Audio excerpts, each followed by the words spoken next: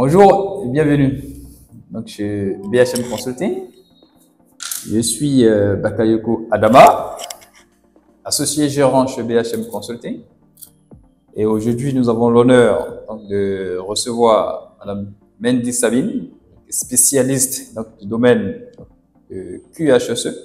Et ceci est un podcast à travers lequel nous avons pour ambition justement de vous sensibiliser davantage sur le quotidien de nos professionnels qui sont en entreprise. Aujourd'hui, c'est un honneur pour nous de recevoir Madame Mendy Sabine, dont nous souhaitons plus ou moins qu'elle nous partage notamment ses expériences de façon générale dans le milieu et de façon particulière également dans les travaux notamment de levage. Donc avant de faire notamment des activités de levage, comment est-ce que eux, dans leurs entreprises, comment est-ce qu'ils procèdent? Donc aujourd'hui, on aura le privilège justement de l'écouter, d'accord? Et bien avant, on va lui demander donc de se présenter. Bonjour Madame Mendy. Bonjour Monsieur Adama Bakayoko. Encore merci beaucoup pour l'honneur que vous me faites de pouvoir partager quelle que soit mon expérience dans le domaine du HSE. Très bien. D'accord. Donc comme vous l'avez si bien dit, je suis Madame Mendy Sabine Estelle, épouse Sagou, qui exerce depuis on va dire environ 10 ans dans le domaine du QHSE.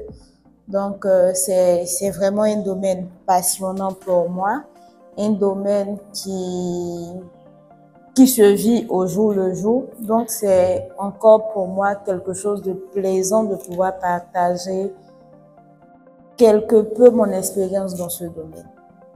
Ah, d'accord. En tout cas, merci beaucoup, Madame Mendy. Je crois que vous êtes assez humble parce que déjà, avec 10 ans d'expérience dans le domaine, ce n'est pas rien. Dans tous les cas, nous, aujourd'hui, moi et mes internautes justement qui nous regardent, j'espère qu'on saura être attentif à tout ce que vous allez nous dire aujourd'hui. Donc, sur ce, est-ce que déjà, grosso modo, vous allez nous peut-être parler brièvement du métier. Qu'est-ce qui a fait que vous êtes orienté dans ce domaine? Est-ce que vous avez été conseillé? Est-ce que simplement c'est venu tout bonnement? Ou que, voilà, dites-nous d'où vous avez tiré en fait votre passion pour le domaine. Et après, on pourra attaquer justement les travaux de levage. D'accord. Et déjà, il faut dire que j'ai vraiment pas été conseillée. J'ai vraiment pas été conseillée. Je peux dire, je suis tombée dedans comme ça parce que je suis issue du bac 2011, c'est-à-dire juste après la crise. Juste après la crise, j'obtiens mon bac série D. Je ne sais pas où m'orienter parce que j'avais déjà pour vocation, pour passion de faire la médecine. Et après l'obtention du bac, les universités étant fermées du fait de la crise, j'ai donc décidé de rester à la maison, attendre l'ouverture des universités avant de pouvoir me lancer dans ma passion, ce qui me passionnait, la médecine. Et selon les conseils de ma mère, qui m'a demandé de ne pas bien sûr attendre, c'est-à-dire j'allais perdre une année, je peux déjà me lancer dans quelque chose et si je souhaite, lorsque les universités seront encore fonctionnelles, je peux venir faire la médecine. Donc c'est comme cela que je me rends au journaux d'orientation, sachant pas quoi faire. Je me retrouve avec une panoplie de filières et tout. Donc je recherche et je tombe sur une filière qui en son temps s'appelait hygiène, santé et sécurité du travail. Du moment, j'ai été sur le coup interpellée par la santé. Je me suis dit que s'il y a santé, c'est sûrement en relation avec la médecine. Avec la médecine. Donc, je peux déjà me lancer dedans et puis après, facilement m'éclipser en médecine. Donc, c'est comme cela que j'ai choisi la filière. j'ai bien sûr été orientée parce que là, c'était d'abord la phase de préinscription. C'est comme ça que j'ai choisi et j'ai été orientée là-bas. Quand l'année scolaire a commencé, voilà, je me suis sentie dans la chose. Ah oui. Et après, voilà, j'ai décidé de faire carrière dedans, de ne plus m'orienter en médecine et tout. Donc, j'ai décidé de faire carrière parce que j'ai aimé la chose. Je me suis dit déjà, ça permet de prendre soin de l'homme, mais autrement. Pas forcément du côté de la médecine, mais ça permet de prendre soin de l'homme du côté de la prévention. C'est-à-dire, avant même que ce gars-là se retrouve à l'hôpital. Voilà, okay. Avant que ce gars se retrouve à l'hôpital. Donc, déjà, au milieu professionnel, quand ils seront au travail, je m'intéresse à sa santé, à son bien-être quotidien. Donc, je me suis retrouvée quelque peu dans ce que je voulais faire. Parce que mon but, c'était déjà de prendre soin de l'homme. Bon, ben vraiment, nous, on est, c'est pas cool là, ou du moins, ce déclic-là, il est assez intéressant parce que je pense qu'avec nos internautes également, on pourra leur conseiller de participer à des salons d'orientation, c'est très important, surtout s'ils ne savent pas quoi faire donc, dès le début. D'accord? Et ça permettra justement de faire connaissance avec des filières dont ils n'ont pas forcément connaissance dans un premier temps. Et voilà que notre invitée, elle a eu pris en compte, c'est qu'aujourd'hui, elle ne regrette pas du tout donc d'avoir embrassé ce milieu, je suppose, n'est-ce pas? Pas du tout. D'accord? Et c'est un secteur apparemment qui a beaucoup de potentiel, beaucoup d'avenir également. Et bon ben, en tout cas, nous on est ravis dans tous les cas de vous retrouver. Et donc vous parlez tantôt de prévention. Donc en fait, c'est la prévention. Qu'est-ce que brièvement vous allez nous dire en quoi ça c'est quoi la prévention très rapidement? D'accord. Donc déjà prévention qui vient forcément de prévenir, c'est quelque peu d'avertir, de prendre en compte avant que quelque peu cela n'arrive. Donc, quand on met ça en relation dans le cadre du milieu professionnel, donc ça permet de prendre en compte tout ce qui est risque, tout ce qui est danger auquel un individu pourra être exposé au cours de son activité professionnelle. Donc, c'est de prendre cela en compte, de l'analyser, de voir tout ce qu'on peut mettre par derrière comme mesure pour qu'une personne puisse travailler en sécurité quand il est au travail. Bon ben, merci beaucoup pour cette définition, je vais dire, assez pratique, notamment de la prévention. Et très bien. Donc aujourd'hui, en fait, nous avons voulu que vous nous entreteniez en fait sur comment prévenir justement, d'accord, les risques liés à une opération de levage. D'accord, une opération de levage. Et je suppose aussi que vous êtes confronté le plus souvent, d'accord, dans le cadre de votre activité. Et si besoin, vous allez nous dire de façon pratique comment est-ce que ça se passe. Et comment est-ce que nous et nos internautes, on pourra aussi faire comme vous à l'avenir. D'accord. Donc déjà, pour commencer, on va quelque peu définir ce que c'est que l'opération de levage elle-même. Très bien. On peut la définir comme une opération qui consiste à déplacer, à soulever, à manutentionner tout ce qui est objet lourd au travers d'engins, oui, de matériel qui permet de les déplacer. Parce que du moment qu'on parle d'objets lourds, qu'on parle d'opération de levage, il faut pouvoir différencier cette opération de levage-là aux opérations de manutention manuelle. Parce que quand on parle de manutention manuelle, c'est tout ce qui est opération que je peux faire sans engin, que je peux faire moi-même, comme déplacer mon téléphone, déplacer un carton qui ne nécessite pas forcément que j'utilise un engin et tout. Mais quand on parle d'opération de levage, c'est une opération, elle, qui va nécessiter un engin. Notamment, on peut peut-être citer des grues, on peut citer des chariots élévateurs, en tout cas, un outil qui me permettra de pouvoir déplacer ces objets-là. Donc là, c'est quelque peu la définition d'une opération de levage. Merci beaucoup pour cette définition. Je pense que, en tout cas, ça a beaucoup d'intérêt que nous vous suivons, parce que on sent la pratique et le pragmatisme donc de vos définitions. Donc, très bien. Donc, merci pour cette définition. D'accord. Et donc, en tant que tel, pour l'organiser, donc ces différents types d'activités, alors, donc on a besoin de quoi et qui est-ce qui doit le faire et comment on doit le faire et quelles sont les prédispositions justement qui sont nécessaires.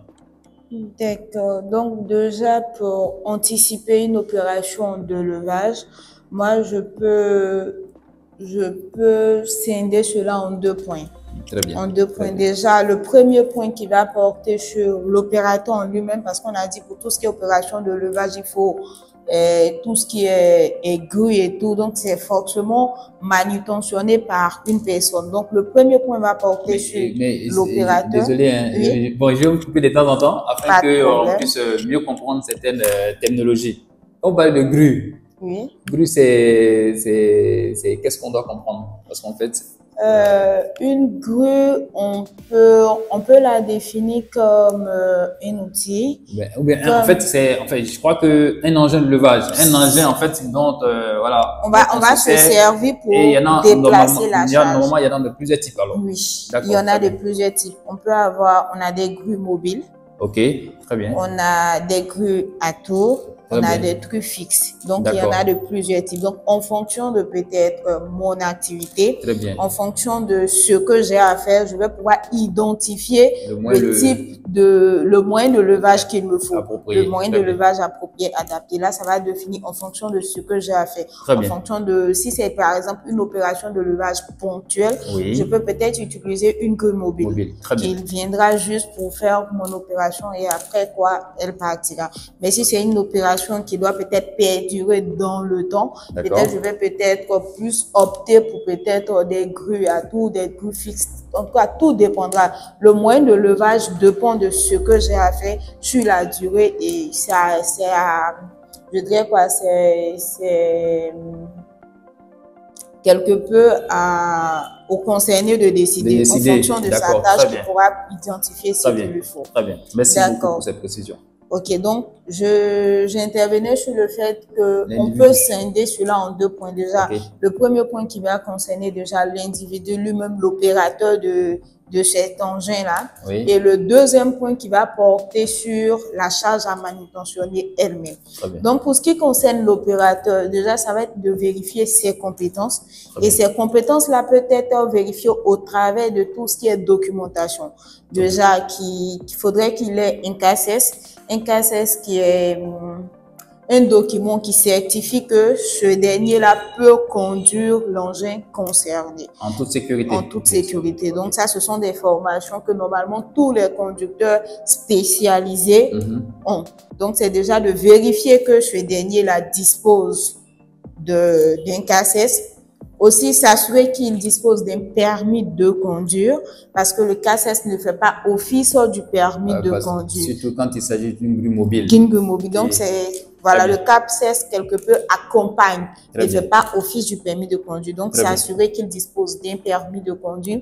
S'assurer aussi qu'il dispose de l'autorisation, parce que ça peut être peut-être un engin qui peut-être n'est pas pour nous, soit on l'a peut-être quelque peu loué et tout. Donc, c'est assurer que l'entreprise avec laquelle on a loué l'engin et tout, délivre un papier où il nous certifie que c'est leur engin qu'ils envoient avec leur conducteur pour éviter que demain aussi, quelque peu, nous ayons des soucis. Si, par exemple, ça peut être un engin qui a été peut-être dérobé. Oui, bien sûr. Voilà, donc s'assurer qu'ils ont une autorisation signée de l'entreprise. S'assurer que le conducteur, il est apte. C'est-à-dire, après la documentation, c'est elle vient.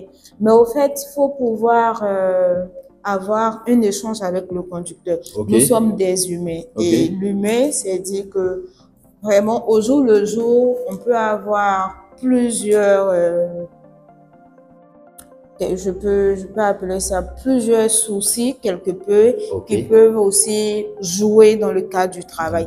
Donc, il faut pouvoir aussi échanger avec le conducteur, s'assurer que ce dernier-là est apte vraiment à réaliser la tâche. Il faut s'assurer qu'il est dans un bon état d'esprit. Dans un bon état d'esprit. Et qu'il est en bonne santé. et aussi qui n'est pas éventuellement sous l'effet de quoi, des stupéfiants, peut-être. Voilà, de l'alcool, de la drogue. Mais est-ce que tout ceci est aussi, c'est-à-dire que si par exemple aujourd'hui on a son certificat médical, ou du moins, comment on appelle ça déjà? L'aptitude médicale. Bon, si vous voulez, non, je suppose que c'est un certificat médical. Non, son dossier médical, si vous voulez. D'accord, son dossier médical, et on s'en rend compte que, bon, ben, écoutez, cette personne a fait un test, une visite médicale qui prouve que, quand même, elle a les aptitudes nécessaires. Est-ce que, en plus de ça également, il est nécessaire de vérifier encore sur le terrain tout ce que vous êtes en train de dire? Oui. Très bien. En plus de l'aptitude médicale, il est vraiment important parce que souvent la visite médicale se fait peut-être, la visite médicale, elle est déjà valable pour 1 an. Par exemple. Elle est valable pour 1 an. Donc, on ne peut pas totalement se fier à la visite médicale. J'ai peut-être réalisé la visite médicale en janvier, mais l'opération doit se tenir peut-être en août ou en octobre. C'est-à-dire depuis janvier, il y a eu beaucoup. Voilà. Donc, il est important de soi-même faire cette vérification-là afin de s'assurer que ce qui est mis dans le dossier médical concorde quelque peu avec la réalité. Voilà. Merci beaucoup pour cette précision. Enfin, quand vous dites CACES, en fait, c'est un document qui est délivré par un organisme qui est agréé ou c'est quoi? CACES déjà, c'est quoi déjà? Le CACES, c'est certificat d'aptitude de conduite en sécurité. En sécurité, en toute sécurité, d'accord. Très bien. Donc, c'est ton note, c'est bien ça. Donc, en fait, si vous envisagez justement d'entreprendre donc disons une activité d'élevage, il est essentiel donc de vérifier de s'assurer que l'opérateur qui lui sera en charge justement de manutentionner l'engin d'élevage, qui peut être une grue mobile, une grue fixe ou une grue à tour ou autre, il faut s'assurer que ce dernier dispose justement de la compétence nécessaire. Donc, ça passe essentiellement par l'obtention d'un certificat, en général, qu'on appelle le CACES. Et en dehors de ça également, il faut s'assurer donc de son état mental, d'accord, et physique aussi, d'accord. Et ça va se faire en l'observant et en posant aussi des questions. C'est bien ça, c'est bien résumé. C'est bien résumé. Très bien, donc merci, allons-y. D'accord, donc là, on va quelque peu passer au second point. Second point qui consiste à vérifier la charge à manutentionner, à déplacer ou à lever. Déjà, il faut connaître le poids. Oui. Le poids de la charge à manutentionner parce que c'est très, très important dans le sens où c'est en fonction du poids de la charge qu'on va quelque peu, c'est-à-dire le poids de cette charge va nous aider à identifier déjà le moyen de levage, à identifier aussi les accessoires de levage quelque peu, les élingues, que ce soit textile, que ce soit chaîne, que ce soit des manilles, que ce soit les trochets. Donc, c'est important. Tout cela dépendra de la charge à manutention, du poids de la charge à manutention. Donc, c'est important d'identifier le poids. D'accord. Important de pouvoir identifier aussi la zone, c'est-à-dire la trajectoire. Il ne faudrait pas que cela se fasse vraiment au pif. Pour pouvoir identifier la trajectoire, je quitte où et je vais où, je passe où. Surtout quand on est dans une zone où on a plusieurs activités qui se font. Donc, c'est important de pouvoir identifier de sorte à éviter de survoler certaines personnes, chose qui est interdit de survoler des personnes avec des charges. Donc, il faut pouvoir identifier cette trajectoire-là, avertir des personnes qui sont dans la zone, de sorte à pouvoir se déplacer dès que l'opération aura démarré. Très bien. Il faut s'assurer aussi de vérifier l'environnement. Déjà là où l'engin va pouvoir stationner, de sorte à pouvoir faire ses manœuvres, s'assurer que la zone elle est propice, s'assurer que la zone est apte à recevoir l'engin parce que déjà l'engin aura son poids. et en plus le poids de la charge encore à manutentionner. Donc, il faudrait que vraiment le terrain soit vraiment stable, s'assurer que l'engin c'est vraiment bien stabilisé et c'est vraiment bien positionné. Donc, on doit prendre en compte notre environnement, savoir s'il y a eu la pluie et tout. Les intempéries aussi rentrent encore dans la prise en compte de l'environnement, parce que s'il y a la pluie, ça va quelque peu changer peut-être le positionnement de la grue, ou bien même changer le fait que la grue soit stabilisée. En tout cas, vraiment, il faut pouvoir prendre en compte notre environnement lorsqu'on doit effectuer une opération de levage. Il faut aussi s'assurer de la forme, connaître le centre d'inertie. Parce que si le centre d'inertie n'est pas aussi connu, ça peut entraîner des basculements et la charge, une chute aussi de la charge. Donc, il faut pouvoir identifier le centre d'inertie. Là où, je dirais, le point d'accrochage, le point d'accrochage de la charge. D'accord, ok, très bien. Moi, j'ai quelques petites questions. D'accord. Vous avez dit tantôt que il faut, comment dire, il faut s'assurer notamment de la stabilité du toit. Donc, il faut prendre en compte l'environnement, d'accord, l'environnement qui va recevoir l'engin de levage. Donc, il faut s'assurer de la stabilité du sol et tout. Il faut s'assurer également de connaître le poids donc de la charge à manutentionner, du moins à lever. Et il faut, mais ça nous permettra justement d'identifier notamment les appareils de levage adaptés, et même pour aller plus loin, je veux dire même l'outil même, ou du moins l'engin même de levage à l'origine. D'accord? Ok, très bien. Tout ceci, en général, ça se fait à travers, vous avez un outil qui vous permet de vérifier tout ça, ou que bon, ben, vous venez simplement, bon, ok, ça c'est bon, allez, ou bien, comment ça se passe? Est-ce que vous avez un outil, des checklists, quelque chose comme ça? D'accord. Donc, déjà, premièrement, nous avons parlé de l'engin. Oui. Donc, pour ce qui concerne l'engin, oui. Déjà, il y a des checks. Okay, il y a des checks de vérification qui permettent de pouvoir identifier certains points précis sur l'engin. Vu que c'est l'engin, déjà, on va déjà vérifier sa vérification réglementaire, parce que les engins de levage sont soumis à une vérification réglementaire par un organisme extérieur, tel que peut-être, en tout cas, il y en a plusieurs. Pour éviter de citer certains organismes, mais il y en a plusieurs. Donc, il faut d'abord s'assurer que cet engin-là, il est apte à faire le levage. Il faut aussi vérifier, tout dépendra des structures. Certaines structures pourront mettre des fiches de check, mais il faut se dire que, en gros, c'est de s'assurer que l'engin lui-même, il est apte. Déjà par la vérification réglementaire, fait un peu de vérification mécanique. Donc, il faut pouvoir s'appuyer sur un service mécanique qui pourra vérifier certains éléments, tels que les vérins, les trucs de l'eau. En tout cas, s'assurer que l'engin, il est apte. Donc, il y a des fiches check que certains organismes peuvent mettre en place. Mais le plus important, c'est de s'assurer que cette étape-là est déjà validée. Est validée. D'accord. Mais vous dites aussi au cours de votre intervention que, comment dire, il faut s'assurer de l'inertie, du centre d'inertie ou du barycentre, notamment de la charge. Donc, comment tout ça, on le sait? D'accord. Déjà, tout va dépendre déjà de la charge, de la forme, de la géométrie, de la charge à manutentionner. Je dirais quoi, si c'est peut-être un carré, c'est facile d'identifier. Mais déjà après, c'est avant l'opération de levage, je peux pouvoir faire un test. C'est-à-dire après avoir sanglé quelque peu, après avoir arrimé notre charge et tout ça, faut pouvoir soit identifier, déjà pré-identifier. Maintenant, avec le conducteur, faut pouvoir faire des tests de levage. C'est pas faire décoller déjà la charge, mais s'assurer que faire des prélevages, si on veut dire. C'est-à-dire après avoir arrimé, faire un levage, s'assurer que la charge ne bascule pas, qu'elle est stable et tout, avant de pouvoir quelque peu décoller. Mais là, ça doit se faire vraiment avant le décollage de la charge. Très bien. Mais il arrive également que, vous avez pris l'exemple d'une charge qui a la forme carrée ou même rectangle ou même, en fait, les formes régulières, donc les géométries régulières, c'est peut-être plus ou moins simple, mais il y a aussi quand même, qu'on appelle appelle ça, des objets avec des formes quand même irrégulières. Comment on fait alors dans ce sens-là?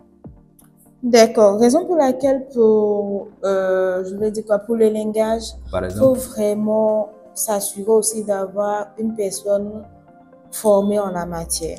Bon. Et en fait, mais je voulais faire attention, enfin, disons, faire référence aussi à un élément qu'on entend parler aussi, je sais pas, note de calcul. Est-ce que ça sert quelque part d'autre aussi pour déterminer justement je veux dire, ces caractéristiques principales ou éventuellement le point d'ancrage, les machins, tout ça. Est-ce que les notes de calcul, ça sert? Et si oui, à quel moment? D'accord. Les notes de calcul servent. Elles servent déjà dans la préparation, comme on le dit, déjà Très bien. en amont, c'est-à-dire avant même de pouvoir commencer l'opération. C'est-à-dire déjà, si c'est peut-être, je dirais quoi, une charge qui peut-être a été fabriquée par nous-mêmes, peut-être une dalle, peut-être, en tout cas, c'est quelque chose qui a été déjà préparé par l'entité elle-même qui Oui, oui, effectue oui, le oui, si, levage. d'accord. C'est déjà à la préparation qu'il faut prévoir le levage. Donc déjà, Très bien, dans très bien. la conception de Oui. l'élément à lever, il faut prévoir déjà le déplacement de cet élément-là. Donc déjà, c'est dit, les points d'ancrage sont déjà prévus déjà en fonction de la forme, De en la fonction forme, du de la poids géométrie, et en fonction tout. du poids. Tout Ok, est déjà très bien. prévu déjà. En tout cas, merci beaucoup pour cette. Non, je suppose que c'est ce que vous faites également. Oui, bien sûr. Oui, Quand oui, même, cela quand même. intervient je vais dire quoi, dans nos tâches quotidiennes. Très bien. Bon, ben, écoutez, merci beaucoup. Bon, ben, écoutez, allez-y. Merci beaucoup pour cette précision. D'accord. En tout cas, merci Ok, encore à vous. donc vous avez parlé notamment de l'élégage, qui était une opération assez délicate, Assez donc qui délicat. nécessitait aussi d'avoir une personne formée en Formé matière. en la Très bien. matière. Ok. Voilà, c'est dit Uh-huh. que l'élingage ne doit pas se faire vraiment par, je dirais, on griffe n'importe qui. Très bien. Voilà, on ne Très bien. peut pas prendre le premier bonhomme quand on voit dans la rue pour venir faire une opération de lingage. Il y a des personnes formées, donc il faut que le lingage doit se faire par une personne formée, tel que l'opérateur de la grue doit être formé. Oui. La personne qui l'accompagne aussi doit être formée, c'est Très dit bien. le lingueur, Très qui bien. lui aussi a, dans sa formation, a des aptitudes, des compétences nécessaires Oui. de sorte à pouvoir Réaliser une opération en de toute sécurité levage en également. toute sécurité. Donc, il Très faudrait que vraiment toutes les personnes qui interviennent dans l'activité de levage soient vraiment des personnes formées, parce que l'activité de levage elle-même est une activité vraiment délicate. Donc, tous ceux aussi qui vraiment interviennent soient aussi des personnes formées, de sorte à ce que toute l'opération se passe vraiment bien. D'accord, très bien. Donc, Il y a on d'autres a choses? l'élingueur qui intervient. Il faut s'assurer on a parlé tout à l'heure d'appareils de levage. Oui. Il faut s'assurer que ces appareils-là sont en état. Ok. Sont en état. C'est-à-dire, avant toute opération, il faut vérifier ces appareils-là, s'assurer qu'elles sont en état, parce que ces appareils aussi, comme les engins, sont aussi soumis à des vérifications. Donc, il faut s'assurer que ces appareils-là sont aptes, sont adéquats à l'opération qu'on veut réaliser. Très bien. En fait, en gros, tout ceci, en fait, rentre dans ce qu'on appelle la prévention, je suppose, d'accord. Et en objectif d'anticiper la survenue d'un accident. Oui. Et dans le cadre notamment d'une activité de levage, quels pourraient être en fait qu'on appelle ça, des accidents prévisibles. D'accord. Et en tant que tel, vu que on sait que le plus souvent on fait la prévention, mais malheureusement il arrive quand même qu'on soit face à des événements indésirables. C'est pour ça d'ailleurs que voilà, ces événements indésirables prévisibles, quels sont quels sont ceux-là qui sont liés à cette activité justement? D'accord. Donc, en termes d'événements indésirables prévisibles qu'on peut avoir au cours d'une opération de levage, déjà, on peut avoir des accidents qui peuvent partir des accidents graves. aux accidents mortels.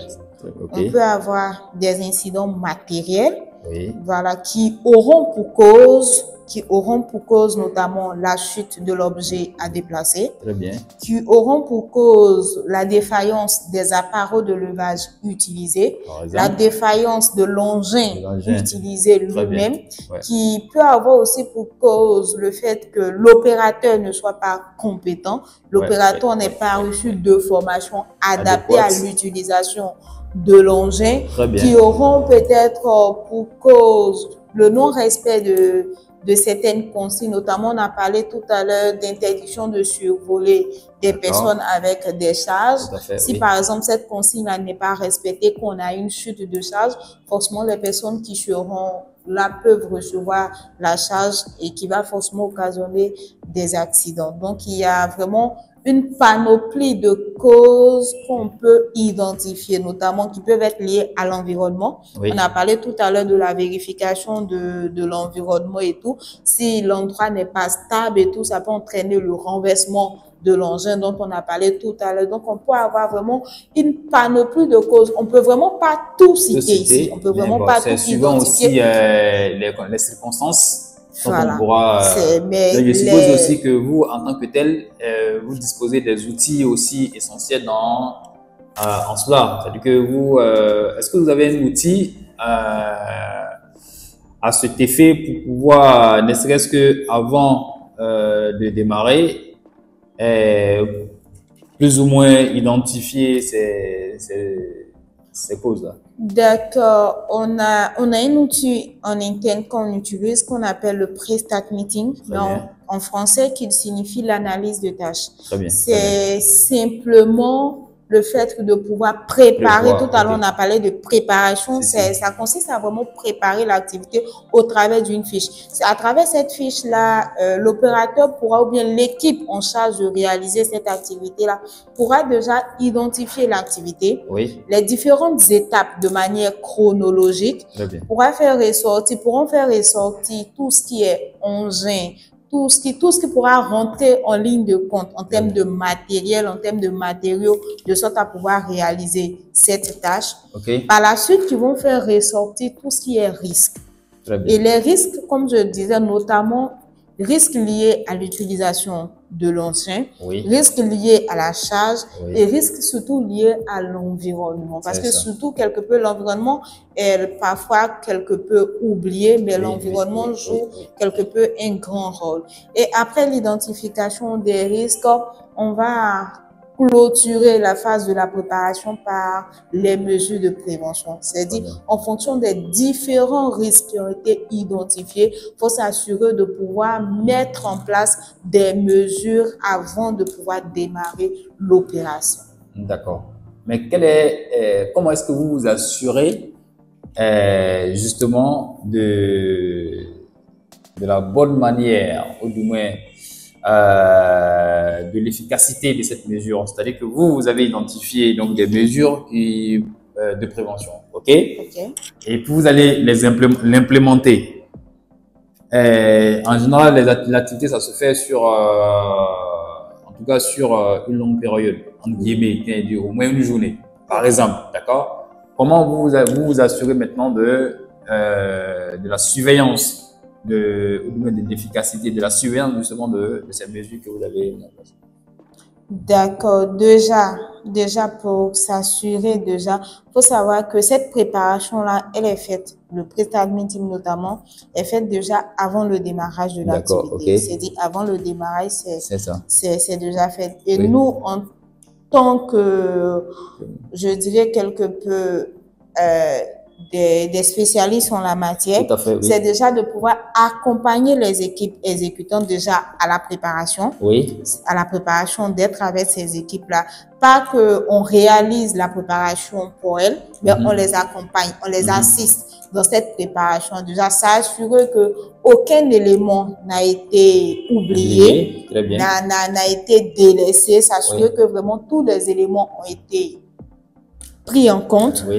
À l'entame de l'activité, être avec ces équipes-là au démarrage, les accompagner, vraiment s'assurer déjà dans l'arrivée de l'engin, s'assurer que toutes les vérifications ont été faites, s'assurer que l'engin il est apte à travers la fiche de check notamment dont on a parlé, s'assurer que l'engin est passé déjà par le service matériel afin de s'assurer qu'il est apte, vérifier les compétences, vérifier tout ce qui est matériel et tout avant l'entame.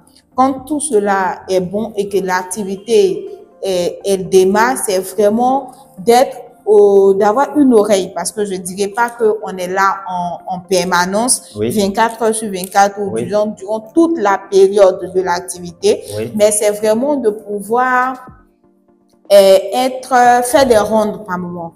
Faire des rondes, c'est-à-dire au cours de la journée, passer toutefois sur le poste de travail et s'assurer que les mesures qui ont été identifiées, les mesures qui ont été prises continuent, sont toujours effectives et sont en place tout au long de la durée de l'activité. D'accord. En fait, ça, en général, c'est votre équipe qui le fait. Voilà, ce sont les équipes. Ça peut être vous-même ou, en toute personne de votre service, notamment service QHSE, d'accord, qui veille justement comment on appelle ça, à ce que ces mesures-là soient toujours en place. D'accord, très bien. Et lorsque, en tout cas, merci beaucoup. Je pense que, je sais pas trop si on a la fin ou pas, mais cependant, lorsque ce dernier s'assure justement que il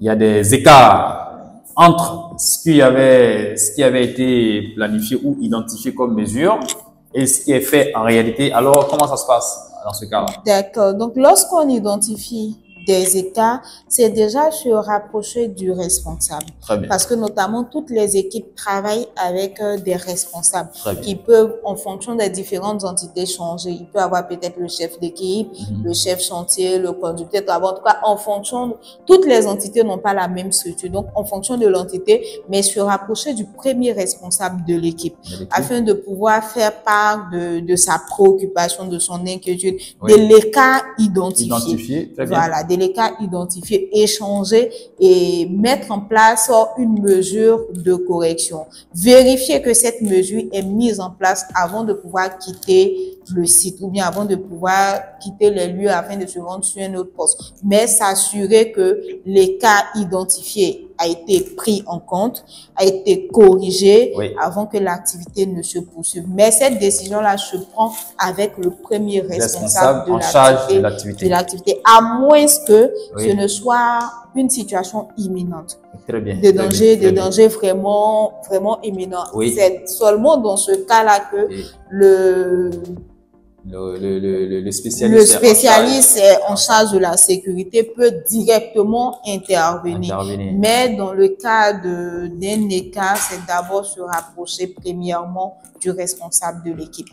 Très bien. Merci beaucoup pour ces détails assez pertinents. Et j'aimerais savoir, il arrive que, en tout cas les engins de levage, le plus souvent que l'on a l'habitude de voir, on voit que, et surtout même les lingueurs, généralement, peut-être aussi loin, parce qu'il ne faudrait pas aussi que lui-même il soit sous la charge et en plus proche donc de l'engin qui potentiellement aussi peut y avoir une défaillance qui peut se renverser aussi. Mais en même temps qu'ils doivent travailler ensemble. En général, comment ça se passe en général quand c'est comme ça? D'accord. En général, ce qui est utilisé, ce sont des moyens de communication, notamment des talkie-walkie qu'ils utilisent de sorte à pouvoir communiquer et tout. Donc, tout ça fait partie du matériel à avoir et aussi de s'assurer que du bon fonctionnement de cet outil-là pour éviter aussi que on puisse avoir peut-être d'accidents dus à peut-être au mauvais fonctionnement. Parce que là, on peut avoir du levage peut-être à 2 mètres. À 3 mètres, mais on peut avoir du levage à 50 mètres, à 60 mètres. Et là, le conducteur n'a pas de visibilité, le lingueur n'a pas de visibilité. C'est uniquement au travers du moyen de communication. Donc, s'assurer qu'il est bon, il est efficace. Il y a quelque chose que je vais éclaircir. Le lingueur n'a pas de visibilité et l'opérateur n'a pas de visibilité. Est-ce que vous voulez dire qu'il ne se voit pas?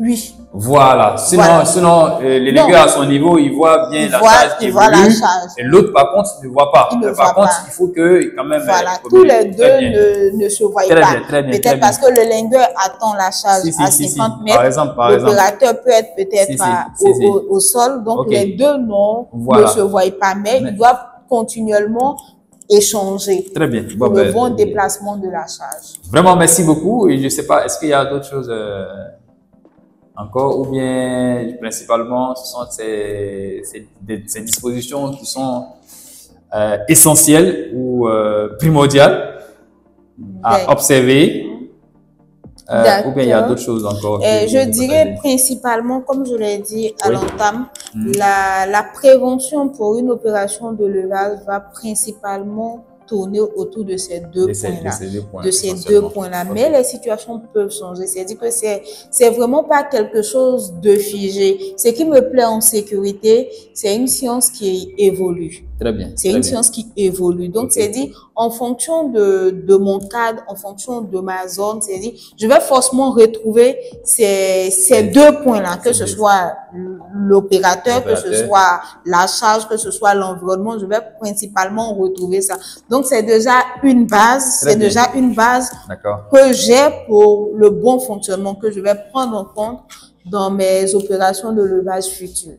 En tout cas, merci beaucoup, Madame Mendy, pour cette pertinence donc, de votre intervention.